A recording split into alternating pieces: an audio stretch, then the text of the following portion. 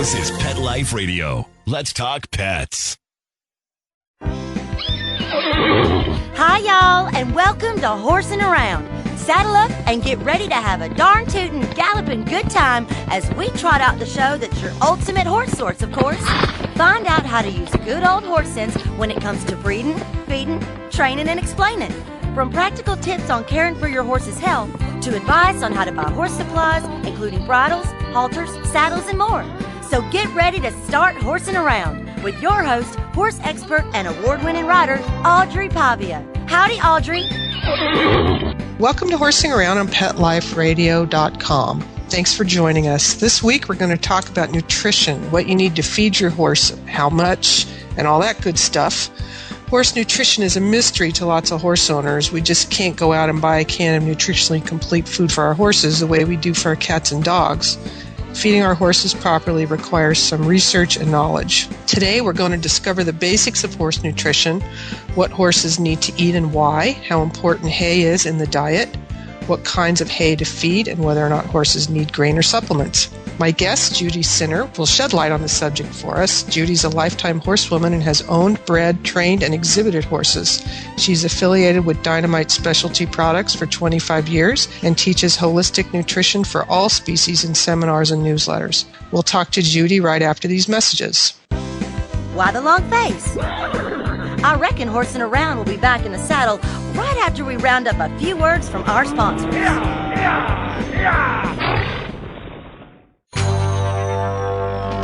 It's DesignerPetSweaters.com. Hand-knitted designer sweaters for your precious pup or cool cat. Beautiful couture patterns for your pets, including custom-knitted formal wear, casual wear, yachting, and even sports-themed. Many designer pet sweaters include feathered tammy hats, top hats, and a lot of sparkle.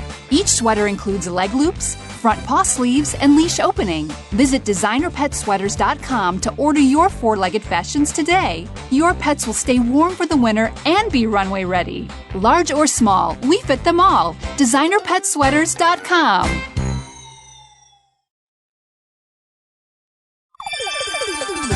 Let's Talk Pets on PetLifeRadio.com. We know you're chomping at the bit to hear more horsing around. Well, we're back on the trail. So park yourself over yonder and set a spell. You ain't heard nothing yet. Welcome back to Horsing Around. I'm your host, Audrey Pavia, and we are here with equine nutrition specialist Judy Sinner. Judy, welcome to the show. Hi, Audrey. Thanks. Hi. Let's start at the beginning on the subject of horse nutrition.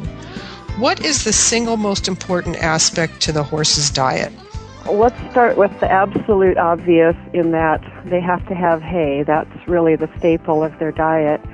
And I think a lot of people try to feed grain, supplements, all kinds of exotic things, and they forget that unless they're feeding really top quality hay, they're kind of really missing the boat. And I realize, especially right now with the hay shortages around the country, that oftentimes it's difficult to find really good horse hay, but you need to leave no stone unturned because that really is the cornerstone of the diet. And if we remember that we go back to basic physiology, that the horse is a grazing animal, and so much of the nutritional information that's been taught at the university level for years was kind of extrapolated from the hog and cattle industry, and they kind of forget that horses aren't cows, and horses don't need high protein, they can't handle high sugar, they don't need a lot of carbohydrates, they basically need just really good top quality forage. So a lot of people are under the impression that alfalfa hay is a good horse feed, and we like to look at alfalfa as being more of an herbal supplement than as the total ration. Anything more than about 10% alfalfa in the total hay ration is probably too high, and some horses can't even handle that. So what I advise people to do is find a top quality grass hay and understand that grass is very incredibly in their composition. A lot of people think that grass is grass, and that couldn't really be farther from the truth. So the best thing to find, if you can, is like a timothy or an orchard grass, sometimes a brome hay. The ones I really like to stay away from, if possible, are the fescue and the rye, which can be very high in sugar. And some horses can handle that if they're working hard, or if they don't have any tendency toward being insulin resistant or laminitic, then they can handle the fescue or the rye. But those can be just leaded for some horses. So I also like to advise people to stay away from the grain hays, which are like oat hay, barley hay, because they actually aren't a true grass. They're a grain, and by the time they cut them for hay, they've let them head out into the milk stage for higher tonnage. So you're actually feeding just a big old snootful of immature grain along with the grass. So those can be really inappropriate for horses, generally speaking. What I like to tell people is that animals, horses in particular, need to have the gut moving 24/7. So people really need to learn to free choice the hay. And a lot of people freak out and say, oh my gosh, my horse will just be a blimp, they'll be so fat. But they really suffer a lot of emotional and physical distress if they don't have something moving through their gut all the time. So once they learn that they always have food, they won't eat themselves silly. They will kind of just nibble and go do something else and come back and nibble. I guess another option there, too, is I have a horse that, I tried that with him. He's a Spanish Mustang, and he just put on weight so quickly. What I started to do was just break up the feedings so that I didn't give him free choice hay, but I broke his feedings up into several smaller feedings. Is that an option, too? That is a great option, and I think if you aren't going to free choice the hay, then feed like a minimum of 3 times a day or even 4 if you can. Mm-hmm. I realize that people that work away from home can't always do a lunch, but if you do have help or if you do work at home so that you have that option, it's not a bad idea even to go out just before bed and fling another flake at the horses at 10 o'clock or so at night. So right. The biggest thing is keep the gut moving as much as possible. And what I've found, too, if the horses are eating appropriate hay, meaning appropriate sugar starch content for their physiology, they won't get fat on free choice hay as long as they have a good mineral balance in their system, because all animals eat for mineral cravings. So if they don't have the food cravings, they're just not as hungry.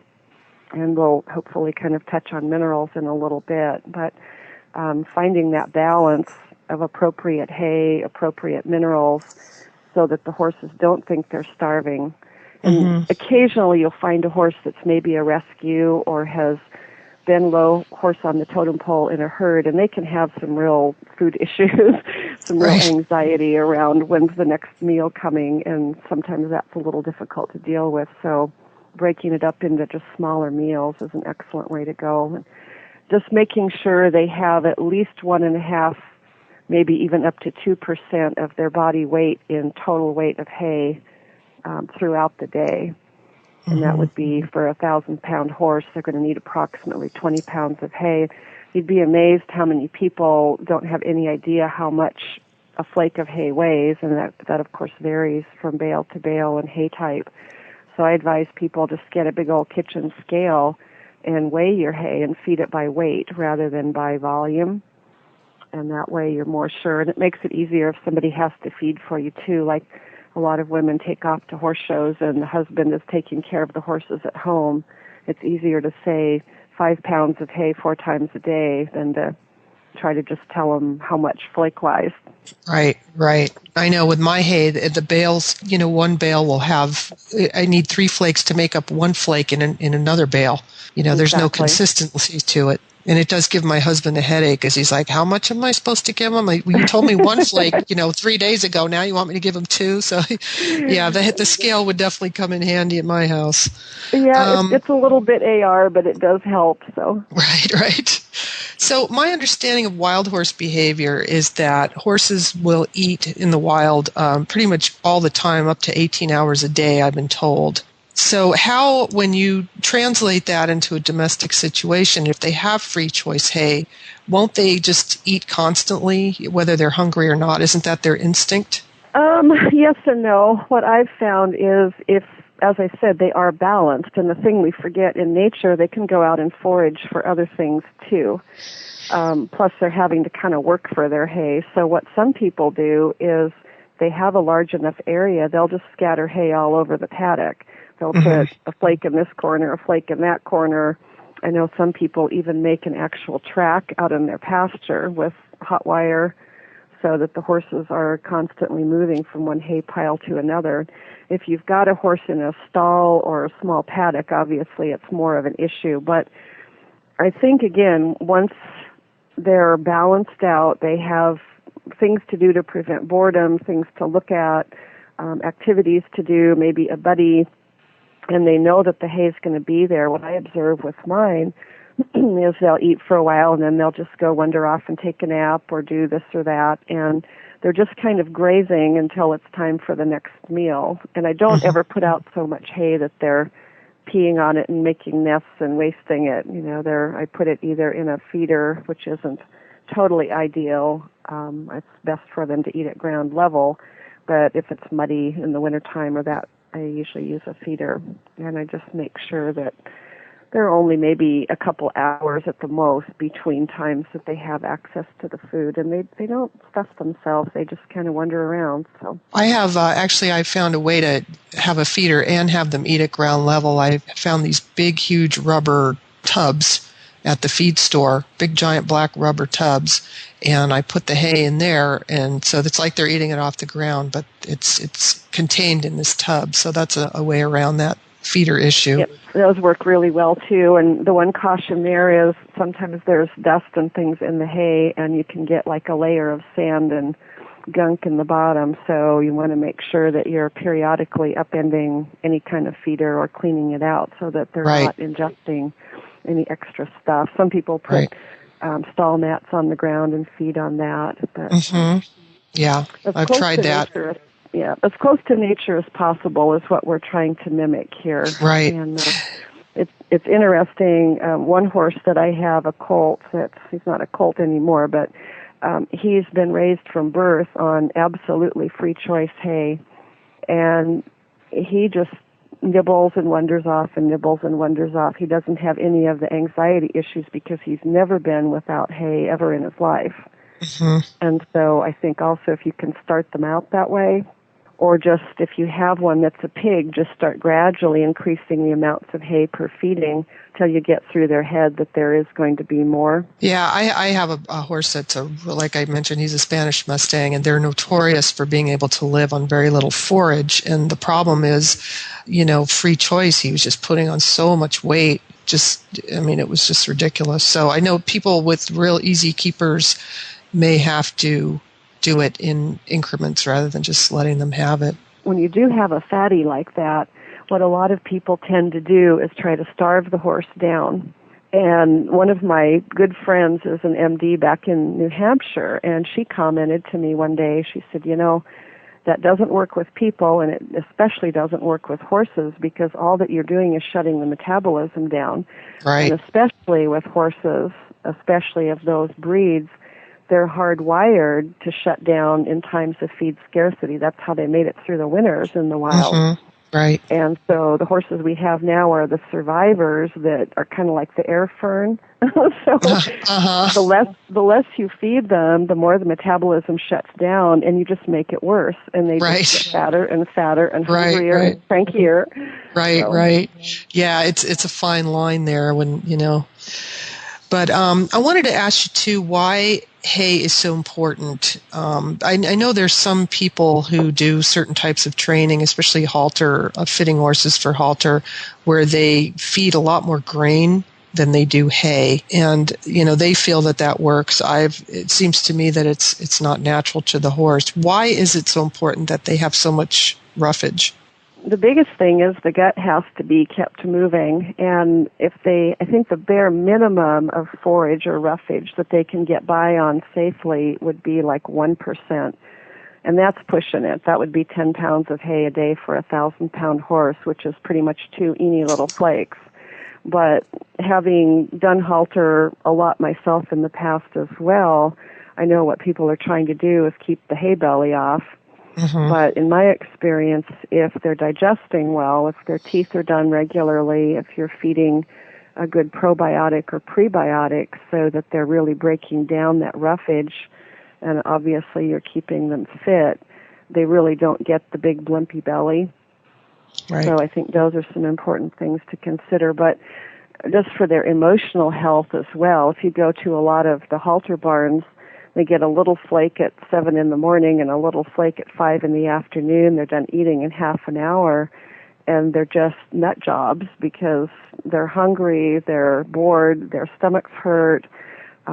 Free choice grass hay is one of the best ways to prevent ulcers, which is a huge epidemic in the equine population now. So I would say colic and ulcer prevention would be the two main reasons to feed, again, the free choice hay. Okay. Judy, we're going to go to a break, and when we come back, we're going to talk about supplements. Why the long face? I reckon Horsing Around will be back in the saddle right after we round up a few words from our sponsors. Molly, here's your dinner. Zeus, that's not your food. Don't let that happen to your precious cat. Elevate your cat's eating experience with the Cat Tree Tray.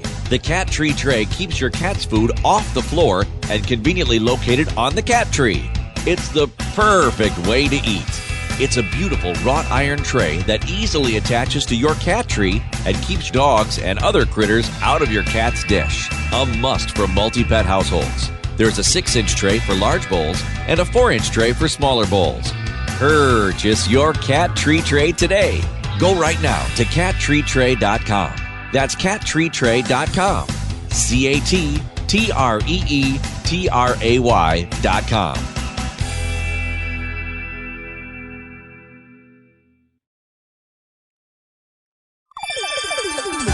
Let's Talk Pets on PetLifeRadio.com.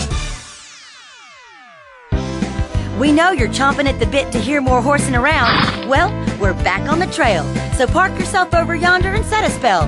You ain't heard nothing yet. Hi, welcome back to Horsing Around. I'm your host, Audrey Pavia, and we're here with equine nutrition specialist Judy Sinner. Judy, how do you know if your horse needs supplements? There are a lot of things that become obvious once you're tuned into looking for them. One thing that horses will exhibit if they're lacking certain minerals is they'll start to do destructive things like eating the fences. You'll see them out digging in their paddocks and eating dirt. You'll see them start to eat each other's manes and tails, especially the babies will very often butch off the mom's tails. In fact, I call that the badge of the broodmare because very often you see mares with tails above their hocks. If they have babies every year, they never get a chance to grow them back. So horses are very adept at finding minerals where they need them, and that might be a place that you don't appreciate them finding the minerals. Like if they're eating the fence, most fences are pine, and pine is very high in phosphorus. So just to give you an example of how creative they can be if they're out of balance, I worked with a mare in California a few years ago, a really nice Andalusian mare, that every morning when they turned her out, they let her out of her stall, and she'd have hay and grain in the stall. She'd run outside, dig a hole in her paddock, and just eat huge mouthfuls of dirt. And she did this to the point that she'd had 2 colic surgeries because she would literally clog herself up. Wow. And the gal was just at her wit's end, and I finally said, "Tell me about your water." And she said, "Oh, the water's fine. We have a water softener in the barn." To which I replied, "Oh, yikes, unhook it now." And she did, and the mare never ate dirt again. Yeah. So she was getting flooded with the sodium from the water softener salt, and she was so out of whack that the only way she could remotely balance was to eat dirt, obviously to her detriment. So they do have very strong instincts. Some of the mineral deficiencies will exhibit in very specific ways. Magnesium is a very common deficiency, and that exhibits as ADD-type behavior, nervousness, tight muscles, tying up, the polysaccharide storage myopathy, being crabby and belligerent, especially mares who are kind of tight and twitchy. You put a leg on some mares and their tail instantly swishes. And if they have adequate magnesium, they're just kind of like contented, happy cows, because higher estrogen will actually tie up and suppress magnesium. So another common deficiency is copper. You'll see fading in the dark or the black horses, like black horses that don't stay true blue-black but get the bronzy brown highlights, or that fade in the sun. And believe it or not, if you have a black horse and it fades in the sun, it's a copper-deficient horse, because you can feed adequate copper, turn that horse out in the sun, and they'll stay just coal black. Hair that frizzies or fish hooks at the ends is usually a sign of copper deficiency as well. Copper is also really important in parasite resistance. So you'll see a lot of parasite problems. And the really interesting thing is, traveling a lot like I do, we see anomalies in different parts of the country that kind of coincide with the different problems. Like pretty much the whole East Coast from Florida north is very high in iron. And like you hear the songs about the red Georgia clay and all that, it's really true. If you're driving through Georgia, the ground is just brick red, and that's high iron, and all the horses on the East Coast are very deficient in copper. So they have way more parasite issues, way more issues with the coats fading and bleaching. So it gets to be kind of like sometimes unraveling the puzzle to figure out what mineral's deficient or out of balance, because that affects all the other minerals as well. So before everyone runs out and starts like dosing their horses with tons of copper, how can you, which can lead to other problems, how can you determine what your horse needs and what is the right type of supplement to give them? The best place, I think, to start is just with a low optimum, very balanced supplement. You don't ever want to go in with just one or two things, because you can very quickly upset the apple cart.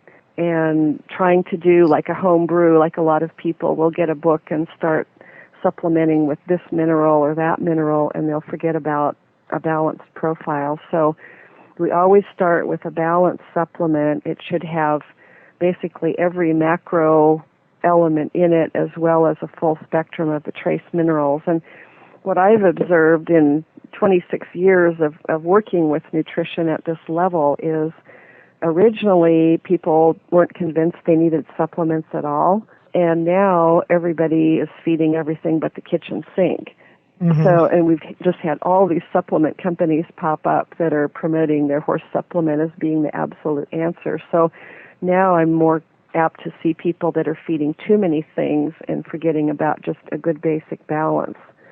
So that's where I would caution people to start, is find a reputable company, ideally one that's been around for a while, that has the success stories to back up what they're doing, that has the knowledge and information to back up what they're selling.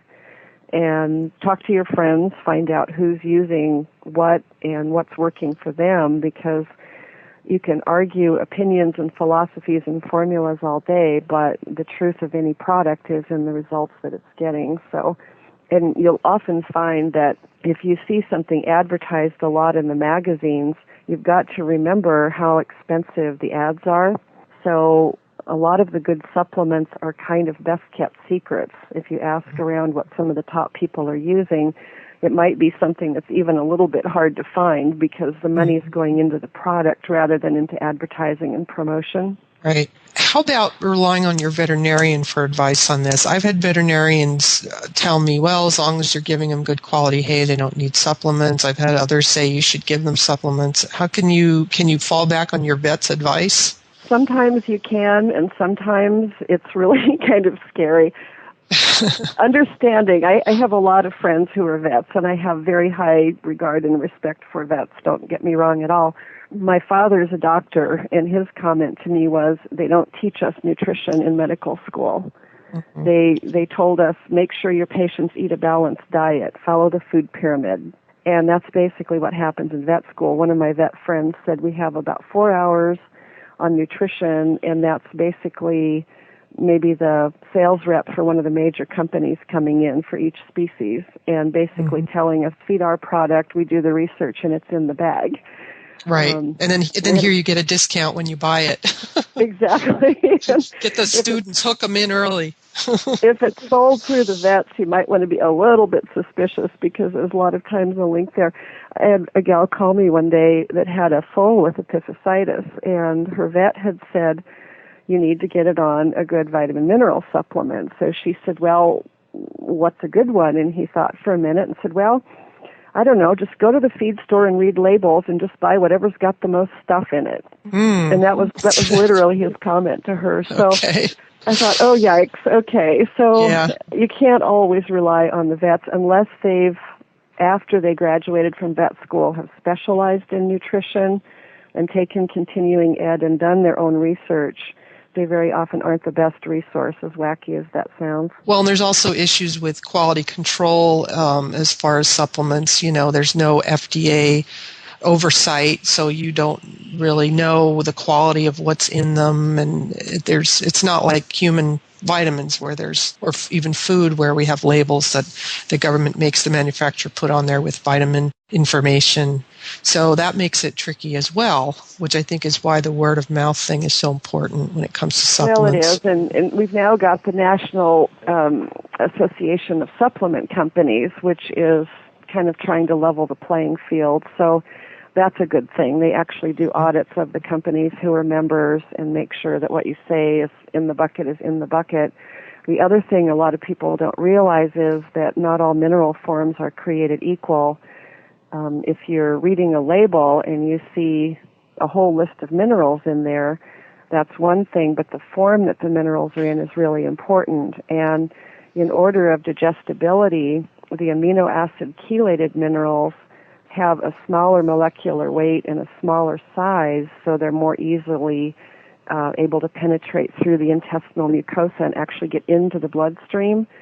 And the sulfates are a little more digestible, but not as much. The carbonates are even less digestible than the sulfates, and the oxides are basically pretty much indigestible. And if you think back to high school chemistry, iron oxide is purely rust, and yet you'll see supplements that contain iron oxide as the iron form. You might as well let your horse suck on a rusty nail for all the iron that he's going to get. Yeah. And not only that, but the indigestible minerals can actually complex with other minerals of an opposite electrical charge.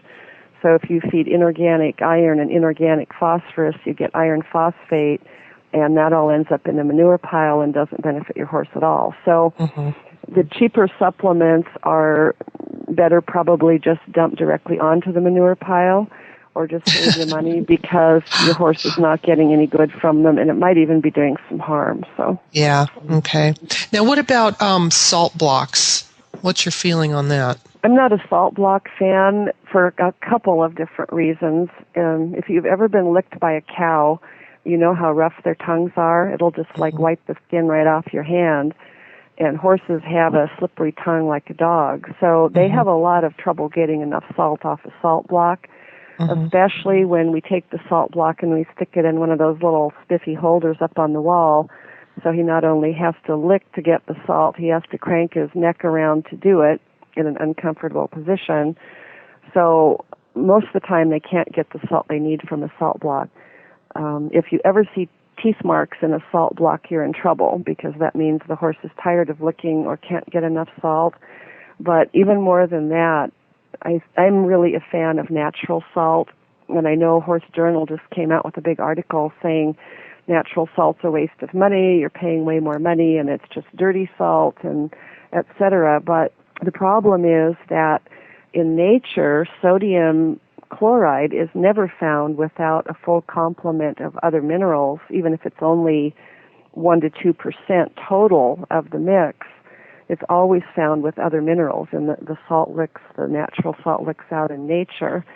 The second thing is that even if there is some clay and, quote, dirt, unquote, in the salt, horses will eat that in the wild to a certain extent.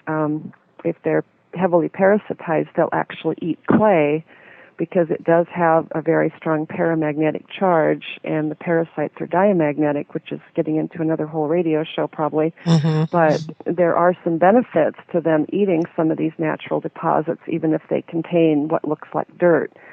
my other beef with the salt blocks is, in order to get the salt to hang together, they have to add molasses or binders, which is usually molasses. So you don't know if the horse is needing salt or just likes the taste of the molasses in the binder in the salt block.